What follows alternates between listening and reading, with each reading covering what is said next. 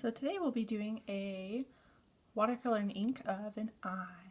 So we'll be having kind of a little bit of fun with some colors, but the first thing you have to get started is the drawing of your eye. So you could do your own eye. I just looked up a picture of an eye because it has a lot of nice contrast. Sometimes it's even good to look at a picture in black and white rather than looking in color, so then you can kind of focus on the values rather than trying to match an exact color. But first I have to start with my drawing. And when you're starting off eyes, you want to try and think about how eyes are eyeballs with skin on top of them. So you want to try and start with a nice kind of big ball shape, just to kind of get it started. And then I'll try and look at kind of the angle of the eyelid going on top of the white of the eye, because the angle is really important. Because sometimes when you start at an eye and you start off with the eyelid, a lot of times it's too small. So we want to make sure we're looking at how much space this eye actually has, and also the tilt of the eye. So I normally use my pencil to start looking at kind of what direction it's turning down, and then I kind of round this part off. And you want to probably draw this on a separate piece of paper and then transfer it. And then once I kind of have my eyelid done, then I want to start kind of looking at how much space, for the little tear duct I have. And then also when you're drawing the iris, which the iris is the colored part of the eye, I want to try and look at how much of it is covered, because a lot of times when we're drawing eyes, we draw the iris right in the middle. But unless you're really, really freaked out, a lot of times the iris will be covered a little bit with eyelid. So I'm going to draw a whole entire circle being overlapped with the eyelid. And I'm going to look at how much white space I have. So I probably need to make this a little bit bigger.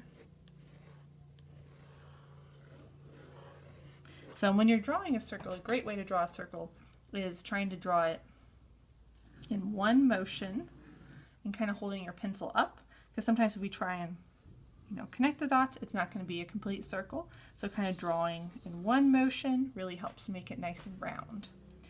So, and then once I have that, I can look at the white space, and maybe I need to pull up my eyelid a little bit more. And then I would add my pupil, which is kind of the darkest part of the eye. And then I would start coming in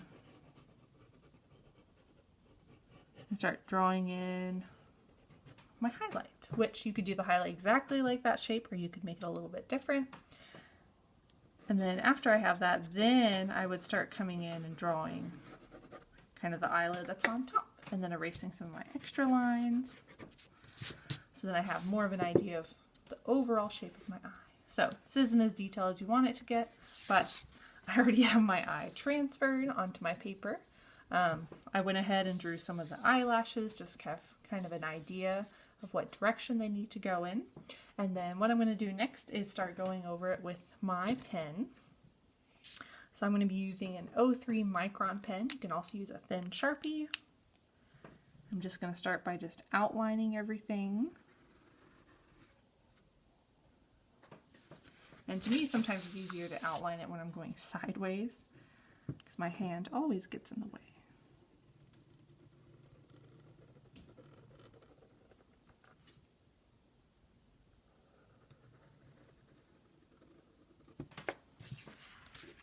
I'm going to go over the iris, going over the pupil,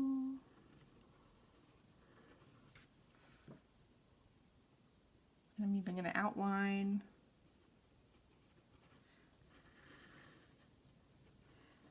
my highlight a little bit. I'm going to do this line.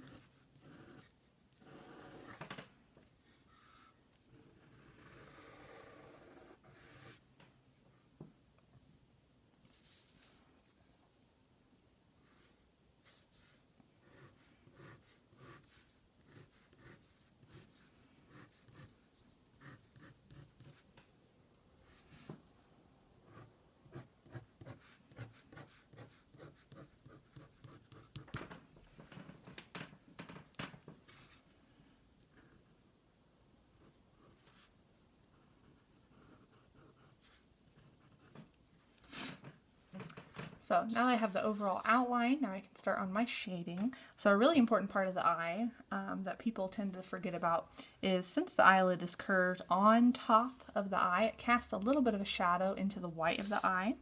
So in that area, I would want to have a little bit of a shadow, which I'm trying to still get kind of the curve of the eye. So I'm doing really, really light hatching and kind of curving with the shape of the eye. But you don't want to get too crazy or else it'll look like you have a furry eye.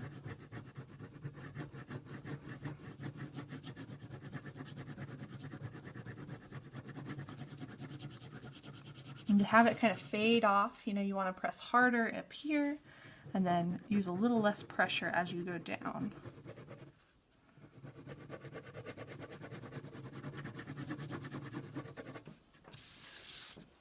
See, and that already helps give a lot of shape to my eye.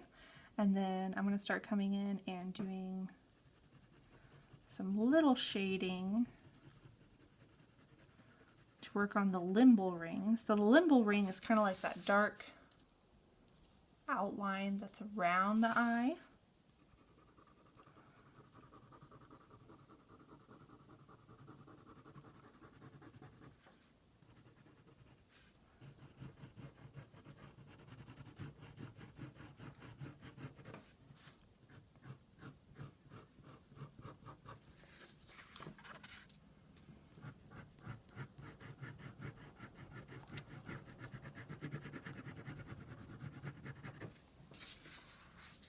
So that just makes it a little bit darker.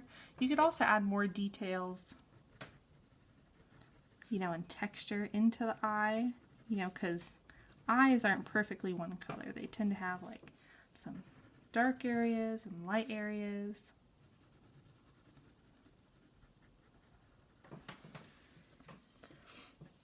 Now I'm going to go ahead and fill in my pupil, but I'm going to use a bigger one just because, so I don't waste my small marker. So a lot of times I'll kind of do it hatching and then go in a different direction to fill it in, and that kind of helps to fill it in a little more efficiently.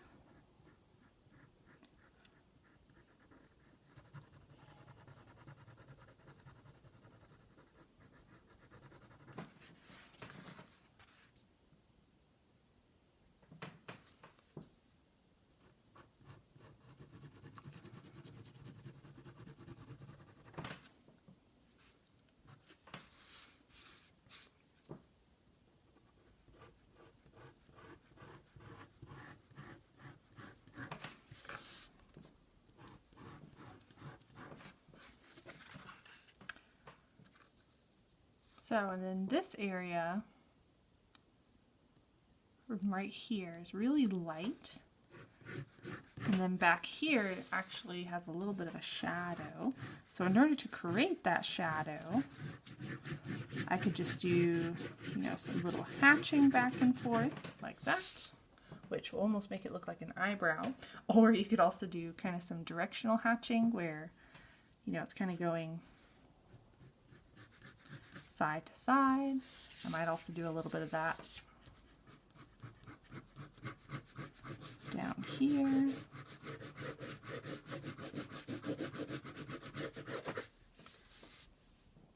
Just to get a little hint of shading. So now what we can do is you can do the exact same colors that are in the eye, or you can kind of have a little fun with it and maybe have like a blue and purple eye or something like that. That's up to you. I'm going to start off with first by taking some cerulean blue with my number 6 round.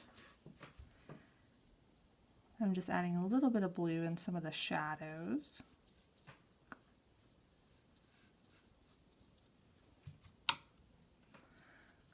And I'm using a little water to have it fade off into white. And the white of the eye actually isn't as white typically as the highlight, so you want to try and keep the highlight as your brightest bright. And I'm going to kind of go with some of the colors that are in the eye. So I'm going to take some yellow, I'm going to add a little burnt sienna to it. I'm going to start inside of the eye.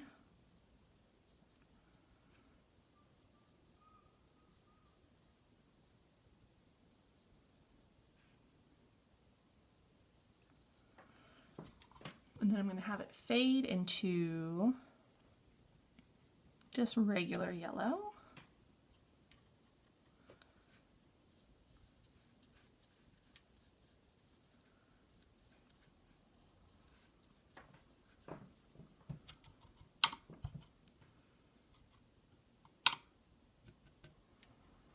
I'm going to put some blue in some of my shadows.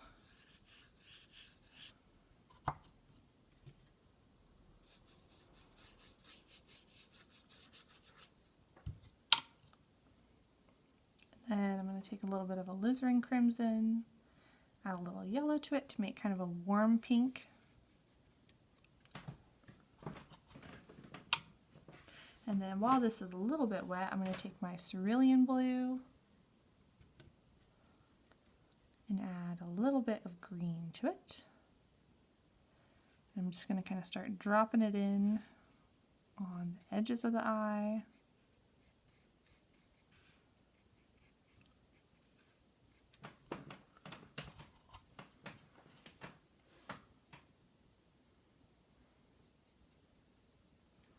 And at the very top of that, it's really dark, so I'm going to come in with some Payne's gray.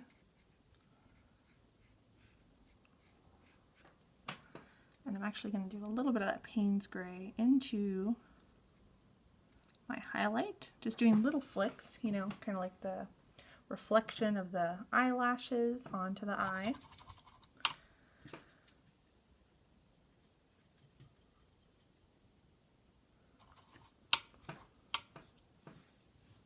So rather than doing this full skin color, I'm just going to kind of have a little bit of fun with some of the colors. So I just want to think about, okay, my shadows, I want it to get darker. Where it's lighter, I want it to stay white. This area gets a little darker. Let's see. And then underneath my eyelashes, it's a little darker.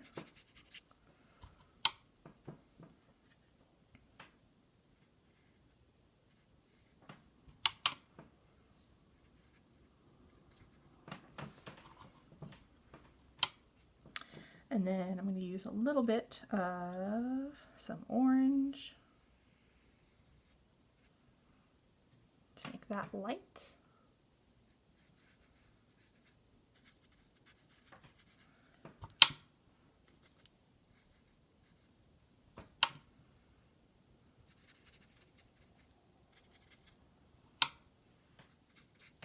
So, and then I'm going to take some burnt sienna and that yellow. And I'm going to make it a little bit darker in the center of the eye. And I'm going to take some Payne's gray and mix it with a little bit of my cerulean, maybe even a little yellow to make kind of a dark teal.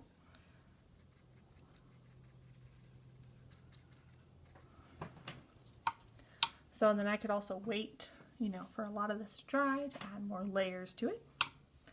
And then I'm going to take some alizarin crimson, make a little shadow,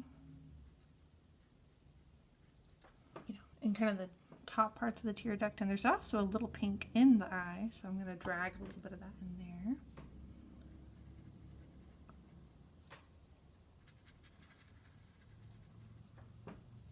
And you know, if you get too much pink, you can always take a clean brush and lift it out. My pink did bleed a little bit. I'm going to add some pink to this part of the eye, just for fun. So, and then while that's drying, we're going to do a little bit of dripping, because this is kind of a loose eye. So to do dripping, what you want to do is take whatever color you're doing, and you want to have it kind of start, you know, just like you would tears, kind of in the upper area. And I'm dropping it here, and then I'm going to kind of tilt my paper so that starts spilling down like that. So also a great way to get those drips is to do it on an easel. So I'm going to take some blue.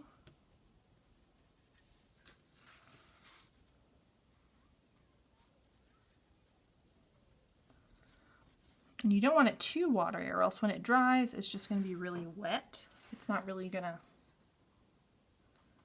have a lot of pigment, so you want to make sure you use a good amount of paint. So then I'm going to drop some water into it. And sometimes you have to kind of lead your drips down if they don't want to go. You can also use a dropper sometimes.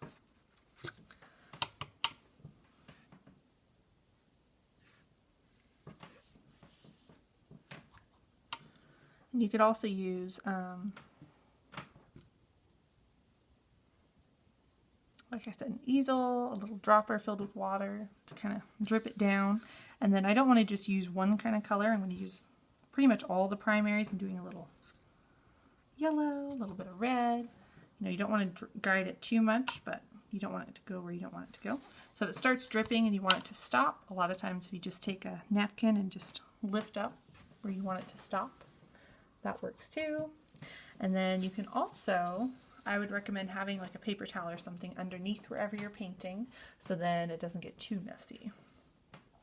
So whatever colors I'm using for the drips, I also want to make sure I'm using in my eye. So I might kind of reinforce some of that yellow up here, some of those blues in the darks.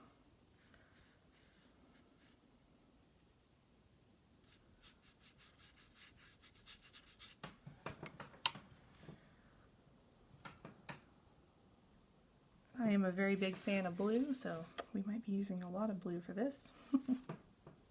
And if you have an area that's wet and you're trying to do a drip, it's just going to kind of spread out rather than going down. So if you want more of the going down ones, you might have to wait for that to dry a little bit more. But it's kind of fun to have some going like that. And then I could also do some little splattering just by kind of tapping with my brush. And if you splatter in a wet area, it's going to spread a lot. If you do it in a dry area, it's going to be more just speckles.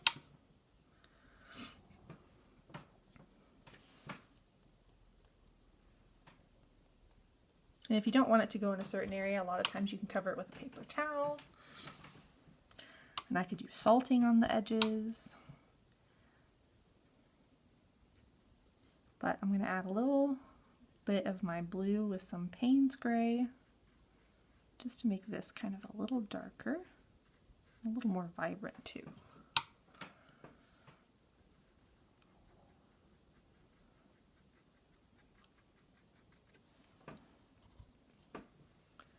So, and then for our little eyelashes, I could wait and go over those with more ink to make them a little darker.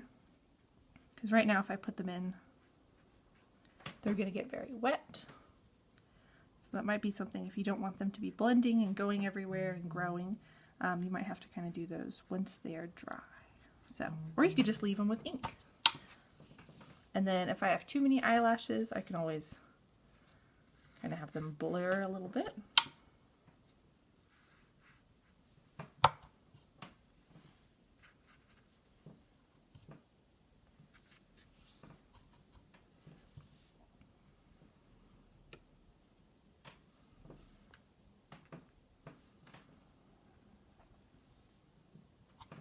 So there you go. That's kind of how to do a loose eye.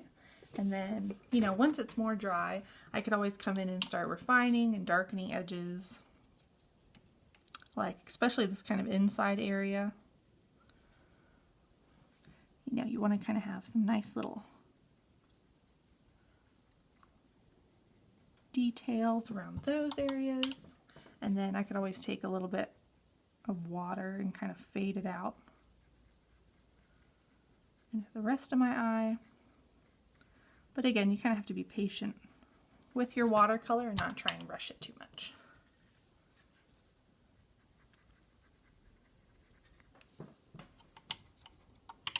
There you go.